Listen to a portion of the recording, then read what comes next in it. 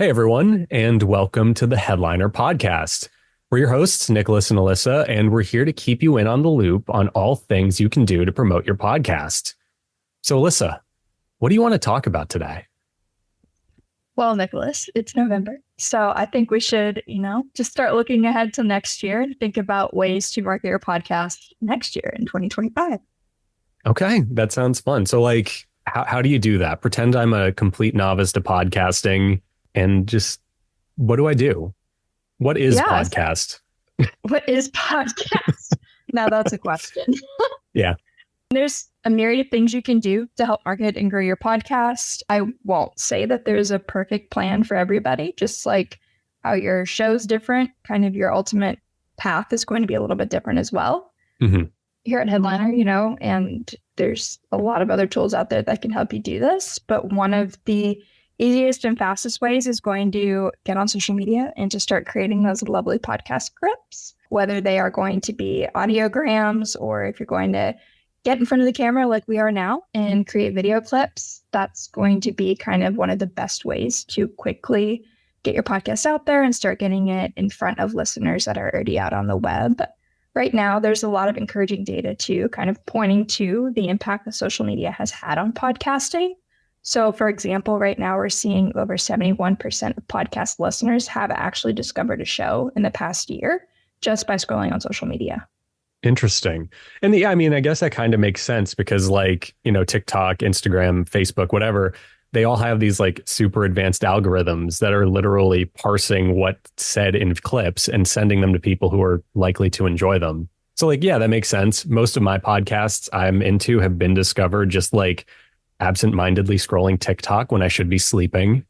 And so getting your podcast out on social media, awesome. Where else can we get our podcasts out that'll just help them grow, hopefully?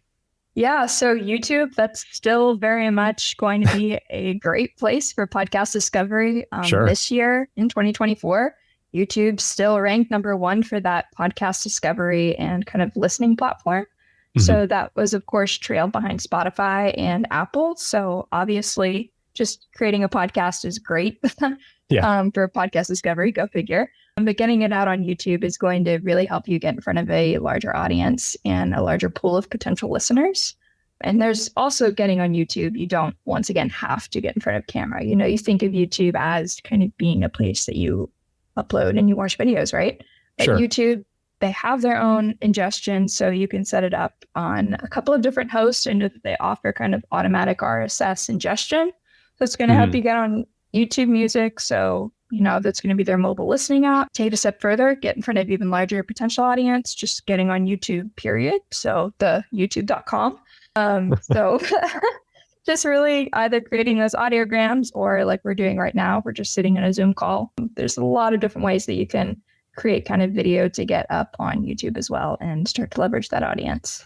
Sure. And I'm sure it's almost like a no-brainer that you want to be on YouTube because it is the website. People, as weird as it is to say, nobody Googles stuff anymore for answers. They YouTube it.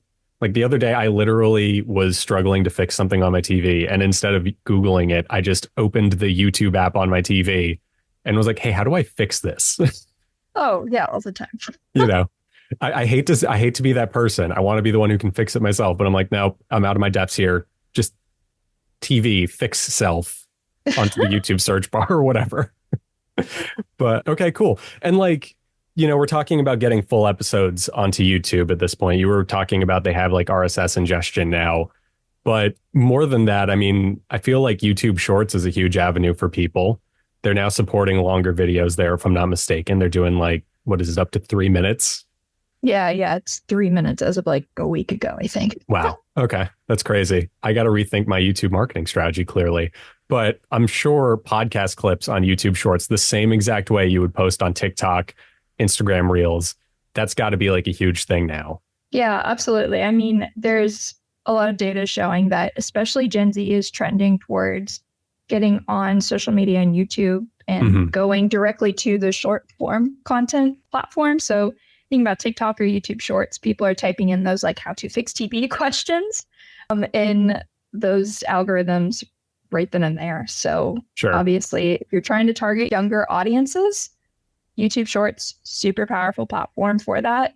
Just kind of zooming out a little bit and just thinking more macro about clips, that is going to just be a really easy win for a lot of podcasters, professional marketers. We see 95% of marketers in a lot of different polls and studies have really said that they're investing a lot more in creating that short form content and getting up on social media and YouTube Shorts. And then also kind of looking at the data of how well those posts are performing. You're seeing typically at least a 10x engagement when compared to their static and text-based counterpoints. That's going to be like uploading a picture or sending out a tweet or something, or whatever, an X. I don't know what that actually is called anymore, but you know what I mean. Blue Sky, right? Yeah. A thread, yeah.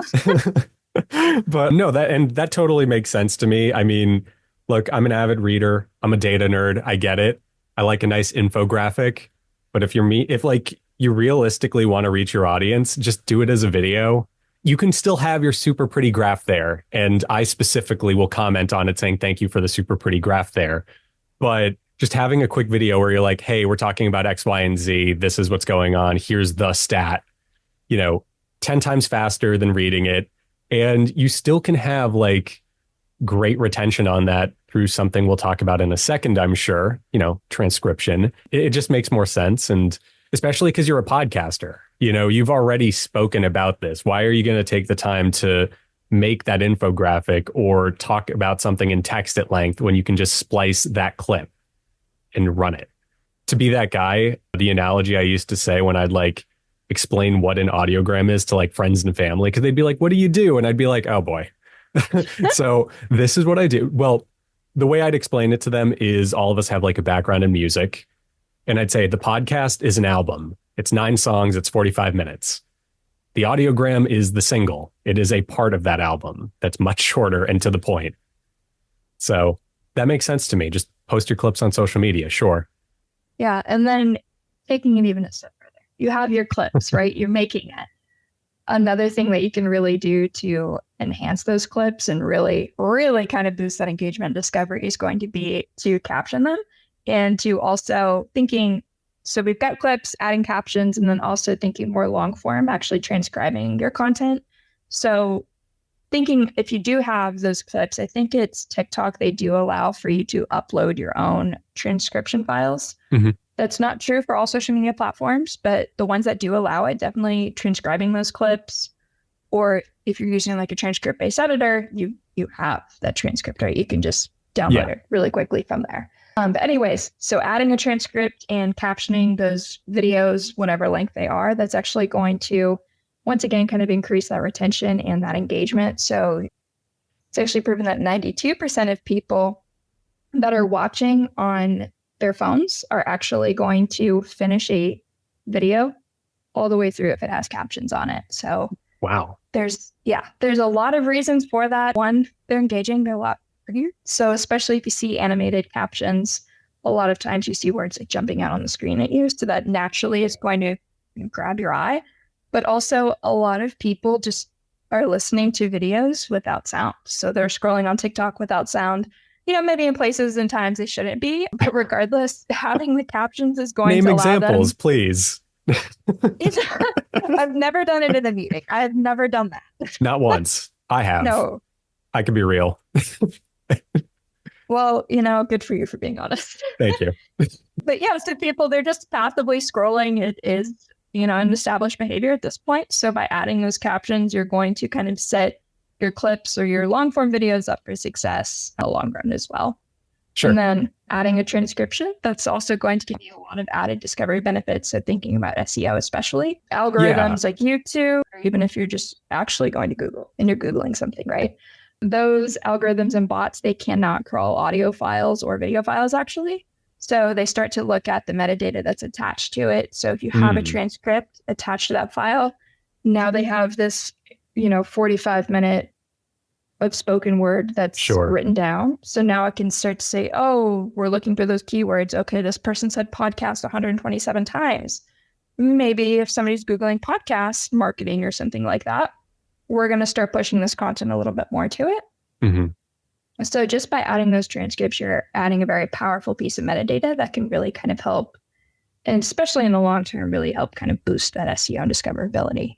That makes sense to me. I mean, I used to, before I joined Headliner, I was a freelance video editor. I worked with like YouTube channels and stuff like that. And I always kind of overheard people talking about like the meta you want to put in if you're making a video essay or a vlog or something is if it's scripted in any way, go on YouTube and paste the entire script into their subtitle editor because it's just going to index it. And yeah, I mean, that doesn't shock me at all.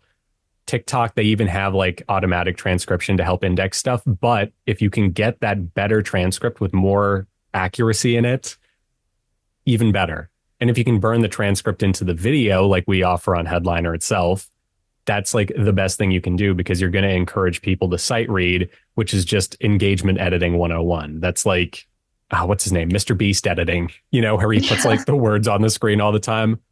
And it's like, okay, it's there. You're reading it. You're actually getting more like information out of it. You're more likely to retain that information. So you're actually helping the viewer too. You're giving them just more bang for their buck, and you're actually kind of respecting their time a little bit because they won't have to rewatch the video to remember the stat now. Exactly. And then we're also seeing with that, there's thinking about Gen Z, I'm Gen Z, so I'm a little biased, but we love our captions. We love those bad boys turned on. So it can even cater to kind of your user preferences. So if you are looking at younger audiences or just people of the hearing impaired community, English as a second language or whatever the non-native speaker would be in that case, just adding the captions really does, help them to actually want to watch your video because that is typically a preference of them. So whether it's just their actual bias of wanting to have them or, hey, having them really does help them to kind of enjoy your video a lot better, that's going to also kind of help with that retention just because they're like, oh, I like this and the creator did this for me. That kind of helps to create that connection right then and there as well. It sounds like a lot of those like little production flourishes you can throw in go a long way and just bolstering whatever it is you bring to the table, I guess. So on that track, we were talking about how easy it is to get a video podcast made these days. It's just a Zoom call away, basically. Do you have anything you can say to like listeners or podcasters about production quality? Like, are they, I guess like what I'm trying to say is, should they be concerned if they are just going with like a Zoom call on YouTube, Yeah.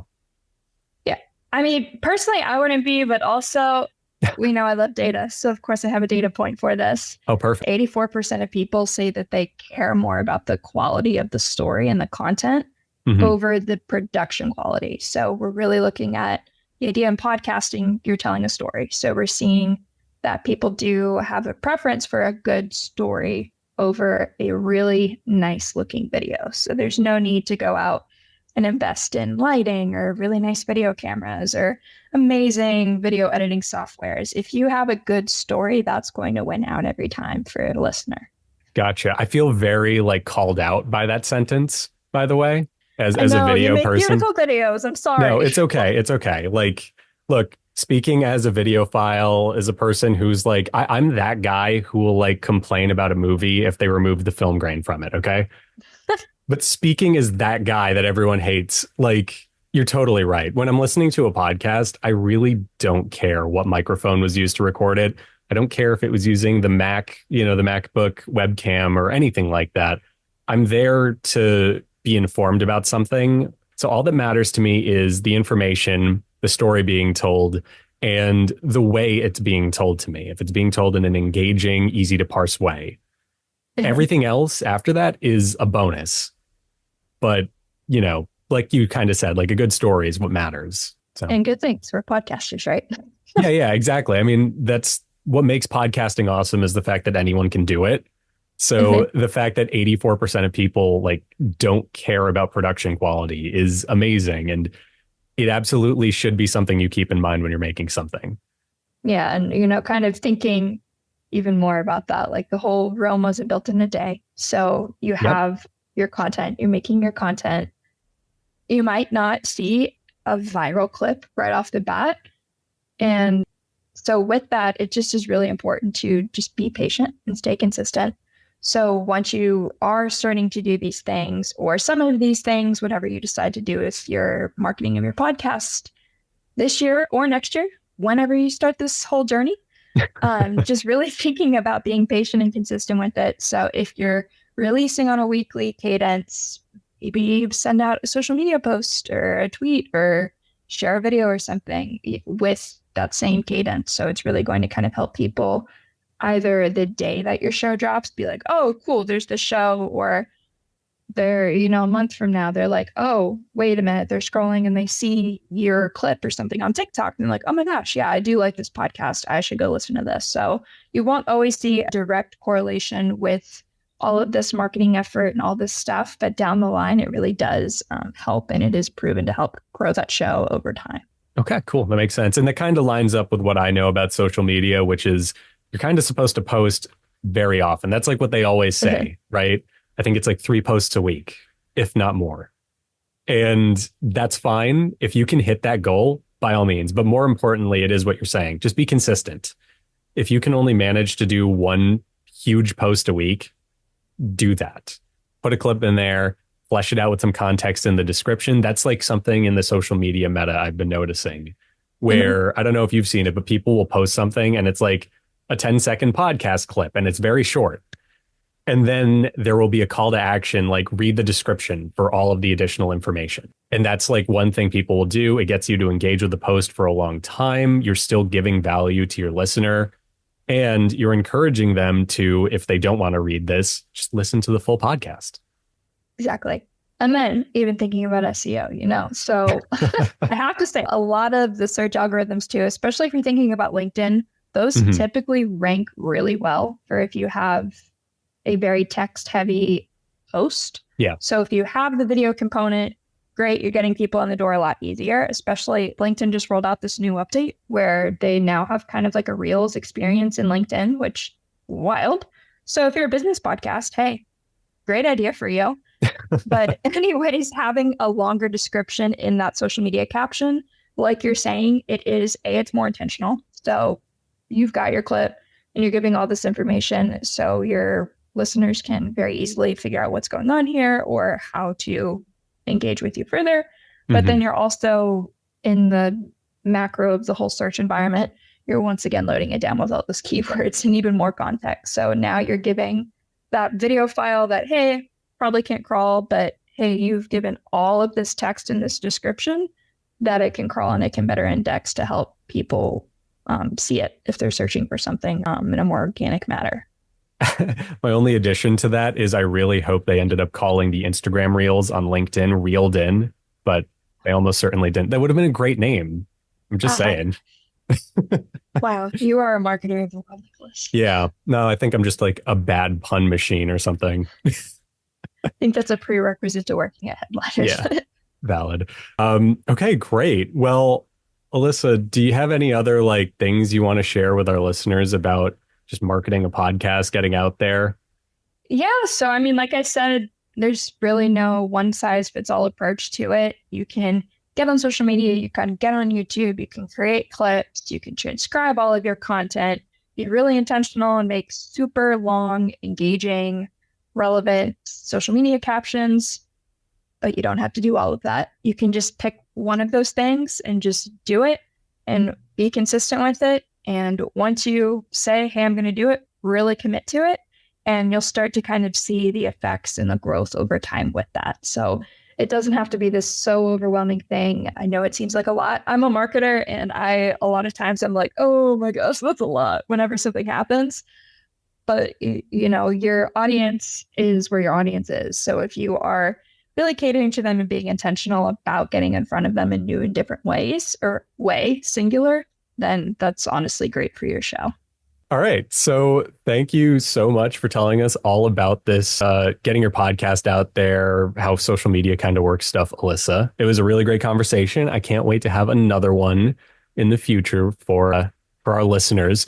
And, one thing I do want to end on is I know our listeners probably clicked on this expecting some kind of an ad or a pitch about Headliner because it's our company and it's what we do. And, I guess I just don't want to leave them empty handed. If you could just please do the very non-transparent ad for us. Sponsored, of course. Yeah, sponsored by Headliner, of course. Yeah. So if you haven't been in Headliner in a while, definitely check it out. Go to make.headliner.app. It looks a little bit different. So if you've been in there before, you've definitely seen the manual audiograms, automatic audiograms, pink transcribe button that'll direct you over to edit, and the advanced editor. But now with Headliner, you can caption and create video clips. So just like you can with audiograms, you can now kind of batch create content using video uploads. So whether you have a Zoom recording like we do, or you have some old YouTube videos that you're like, hey, I would love to get some clips from this, you can totally do that. Just go into Headliner, click on that clip and caption button, and then Headliner will start walking you through a really easy process that will help you to not only create clips, but also style them. And of course, add in those super lovely, engaging captions that we talked about earlier. All right. Awesome. Thank you for that. That was very transparent and ad-like. But no, in all seriousness, this is like what we do. Like you just said, it's very cool stuff. Even like our ability to take YouTube videos, I'm like so tickled by that. And I really want to play with it as a person who makes stuff in his free time and is usually the worst about remembering to pull clips. So like speaking as a Headliner user, but also as a person that makes stuff, this is so cool. And I can't wait to play with it. Please do. Yes, great. I will. I think so. This isn't a part of the ad. I'm being transparent about that. Like, Nicholas works slightly in a different part of the company. So yeah, exactly. Anyway, thank you for that. And thanks to everyone for listening. We'll catch you on the very next episode.